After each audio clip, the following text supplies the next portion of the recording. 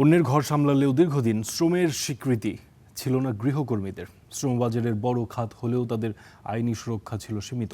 সরকার তাদের সেই স্বীকৃতি দিলেও এখনও রয়েছে কিছু সীমাবদ্ধতা। সেসব কথাই উঠে এসছে অক্সফামের গবেষণা প্রতিবেদনে।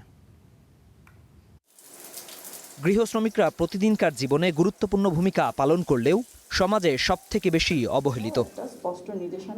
এবার বাংলাদেশ শ্রম আইন 2026-এ গৃহ শ্রমিকদের অন্তর্ভুক্তি ও ভবিষ্যৎ করণীয় বিষয় নিয়ে দীর্ঘ এক গবেষণার নানা দিক তুলে ধরল অক্সফাম। সদস্যপদ গ্রহণ বা সমষ্টিগত কার্যক্রমে অংশগ্রহণের কারণে কোনো ধরনের প্রতিশোধ, ভয়ভীতি বা কালো তালিকাভুক্ত যাতে না হয় সেটাও কিন্তু আমাদেরকে মাথায় রাখতে হবে। কর্মস্থলে দুর্ঘটনার ক্ষতিপূরণ, আইনি সহায়তা ও সাপোর্ট সার্ভিস জোরদারের সুপারিশ করা হয় গবেষণায়। যে কাঠামোগুলো আছে আমাদের এখনো বিধিমালার নীতির মধ্যে যে কাঠামো আছে আইনে, অন্যান্য ক্ষেত্রে যেমন নির্যাতনের জন্য তো শ্রম আইন দরকার নেই, কিন্তু নির্যাতনের মামলাগুলো গায়েব হয়ে যায় কেন, এটা একটা ওই আইনের মধ্যে কিছু আছে। আবার মানুষ একবার সংগঠিত হয় এবং সে যদি সাহসী হয় যে আমি অভিযোগ জানাতে পারি এবং আমি প্রতিবাদ করতে পারি, তাহলে কিন্তু লাগবে না অনেক কিছু।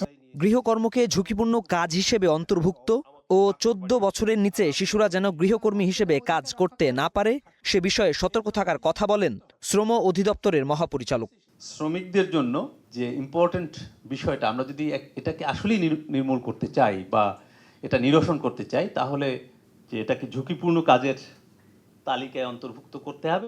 ন্যায্য বিচার, ট্রেড ইউনিয়ন গঠন এবং বিরোধ নিষ্পত্তির ক্ষেত্রে আইনে এখনও সীমাবদ্ধতা রয়েছে বলে অভিমত ব্যক্ত করেন বক্তারা। আসলেই কাজটা শিশুদের জন্য খুবই ঝুঁকিপূর্ণ। শাহানুর ইসলাম, স্টার নিউজ, ঢাকা।